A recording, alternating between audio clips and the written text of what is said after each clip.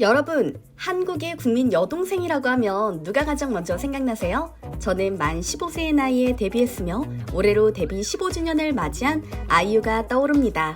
매력적인 음색과 뛰어난 작사, 작곡 능력을 바탕으로 솔로 아이돌이자 아티스트로서 10수년째 사랑받고 있는 그녀.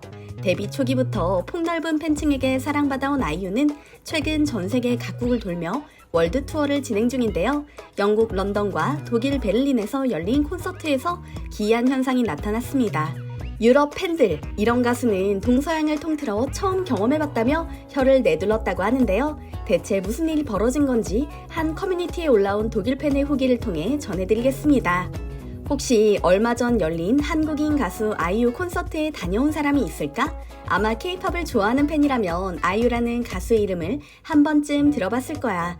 사실 난 다른 가수의 팬이라서 아이유에게는 크게 관심이 없었는데 이번에 베를린에서 콘서트를 한다는 소식이 들리더라고.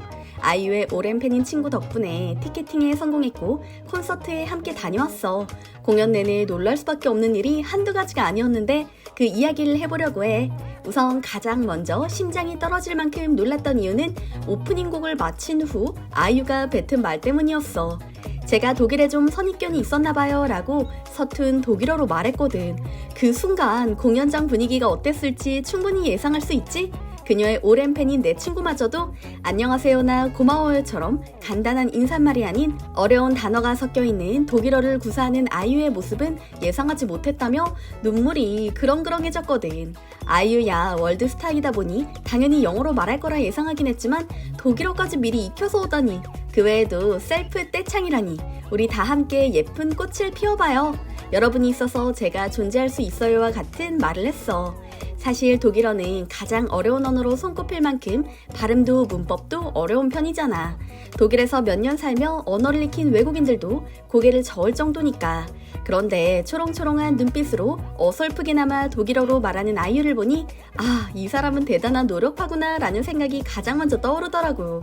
팬들을 정말 사랑하는구나 라는 생각이 뒤를 이었고 전 세계를 돌아다니며 콘서트 준비를 하는 것만으로도 벅찰 텐데 틈틈이 언어 공부까지 했다는 증거니까.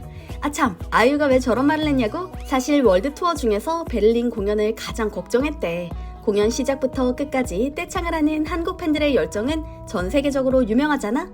아시아의 여러 국가들은 문화적으로 한국과 비슷한 점이 많을 테니 크게 걱정할 부분이 없을 테고, 그런데 전 세계에 퍼져있는 독일인의 이미지라는 게 알다시피 딱딱하고 재미없는 느낌이잖아? 그래서 노래를 해도 반응이 없을까봐 걱정했대.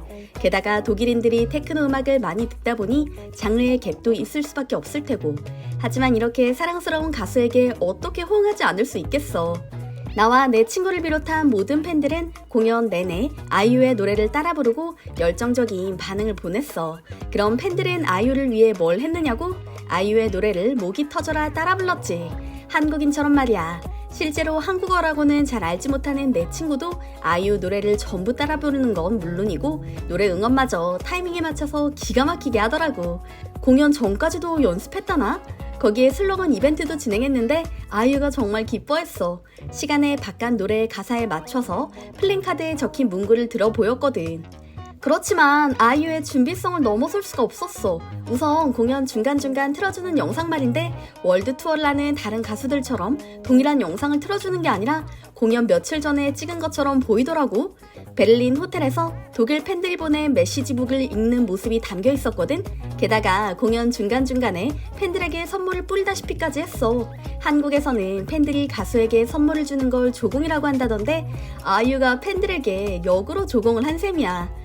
코인 노래에 맞춰서 코인 모양의 소품을 엄청나게 나눠줬고 중간중간 팬들에게 여러 선물을 줬으니까 이쯤 되니 솔직히 아이유 팬들이 부러워지더라고. 팬들을 위해 이렇게까지 하는 가수가 어디 있나 싶을 정도였으니까. 독일은 물론이고 전 세계 어느 유명 가수도 아이유처럼 할 순 없었을 거야. 그래서인지 콘서트가 끝날 때쯤 돼서는 나 역시 아이유 팬이 되고 말았어. 아이유에게 별다른 관심조차 없었지만 콘서트를 보고 난 후 팬이 되어버렸다는 독일 팬의 후기를 읽고 나니 아이유가 지난 15년 동안 정상을 지킨 이유가 무엇인지 명확히 보이는 것 같습니다.